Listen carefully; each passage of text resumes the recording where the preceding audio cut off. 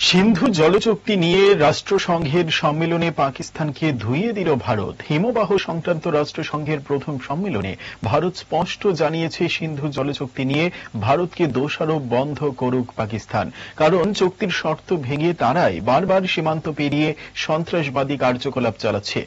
উল্লেখ্য, এই সম্মেলনে পাক প্রধানমন্ত্রী শাহবাজ শরীফ দাবি করেছিলেন, রাজনৈতিক স্বার্থ সিদ্ধির জন্য সিন্ধুর জল বন্ধ করে দিয়েছে নয়াদিল্লি।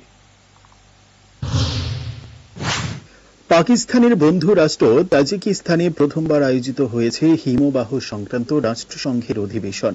সেখানে ভারতের প্রতিনিধিত্ব করছেন পরিবেশ প্রতিমন্ত্রী কীর্তিবর্ধন সিং। সম্মেলনে বক্তৃতা দিয়ে শাহবাজ বলেন, একতরফাভাবে সিন্ধু জলচুক্তি স্থগিত করে দিয়েছে ভারত।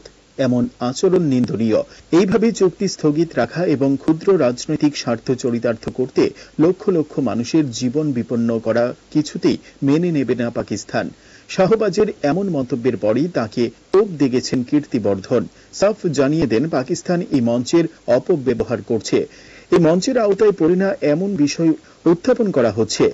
পাকিস্তানের এহেন আচরণের তীব্র নিন্দা করি। এছাড়াও সিন্ধু জলচুক্তির শর্ত সংশোধনের প্রয়োজন রয়েছে। কারণ প্রযুক্তি, জলবিন্যাস, আবহাওয়া সবকিছুই পাল্টে গিয়েছে। সেই সঙ্গে পাক মদতপুষ্ট সীমান্ত সন্ত্রাসও বাড়ছে। তাই চুক্তির বর্তমান শর্ত মেনে কাজ চালিয়ে যাওয়া সম্ভব নয়। পাকিস্তান নিজেই সিন্ধু জলচুক্তি লঙ্ঘন করছে। তাই ভারতকে অযথা দোষারোপ করা বন্ধ করুক ওরা।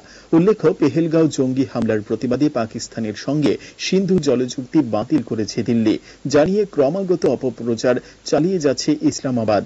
বারবার দাবি করছে ভারত নাকি এই চুক্তি লঙ্ঘন করেছে। কিন্তু ভারত আগেও রাষ্ট্রসংঘে জানিয়েছে, পাকিস্তানের উপর আস্থা রেখে বিশ্বাস করে ৬৫ বছর আগে ভারত এই চুক্তি করেছিল। কিন্তু সেই বিশ্বাস ভেঙে ভারতের বুকে ৩টি যুদ্ধ ও হাজার হাজার জঙ্গি হামলা চালিয়েছে পাক সন্ত্রাসীরা।